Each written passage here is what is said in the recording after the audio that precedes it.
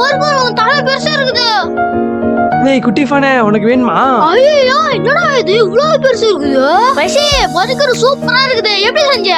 அதுவாடா, பெரிய சைஸ் பண்ண பாதியா கட் பண்ணிக்கலாம். தக்காளியை சின்ன சின்ன ஸ்லைஸா கட் பண்ணி உள்ள அடுக்கிக்கலாம் வட்டமா. ஆனியனையும் அதே மாதிரி அடுக்கிக்கலாம். சின்ன சின்னதா சாப்ஸ் பண்ண சிக்கன் 65 எல்லா இடத்துலயும் வச்சுக்கலாம். அதுக்கு மேல டொமேட்டோ கெச்சப்பை சேர்த்துக்கலாம். அதுக்கு மேல மயோவையும் சும்மா அமுக்கி விட்டுக்கலாம். அதுக்கு பின்னாலேயே சீஸை சும்மா துருவி போட்டுக்கலாம். ஒரு கட்டு கொத்தமல்லியை அதுக்கு மேல அமுக்கிட்டு இந்த உலகத்திலேயே மிகப்பெரிய சிக்கன் பர்கர் ரெடி.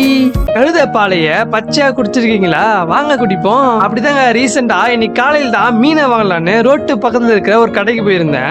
எக்கா காணங்கத்த மீனை கிலோ எவ்வளோக்கா அப்படின்னு கேட்டதுக்கு அவங்க 200 ரூபான்னு சொன்னாங்க. அப்பதாங்க ரோட்டுக்கு அந்த பக்கமா கழுதையும் கழுதையுடைய குட்டியும் ஒரு ஆளு ஓட்டின்னு போயிருந்தாரு. எனக்கு ரொம்ப நாளாவே கழுத பாலை குடிக்கணும்னு ஆசை. தம்பி, ஒரு பாலாடை 200 ரூபான்னு அண்ணன் சொன்னாரு.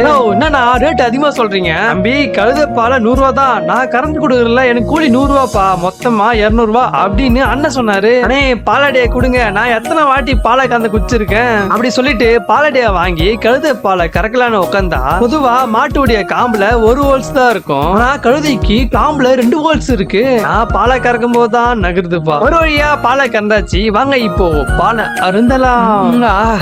கழுதையுடைய பால் எப்படி இருக்குன்னா கொஞ்சமா தர்பூசணியுடைய பிளேவர் வருதுங்க. யாரெல்லாம் கழுத பாலை குடிச்சிருக்கீங்கன்னு கமெண்ட் பாக்ஸ்ல கமெண்ட் பண்ணுங்க.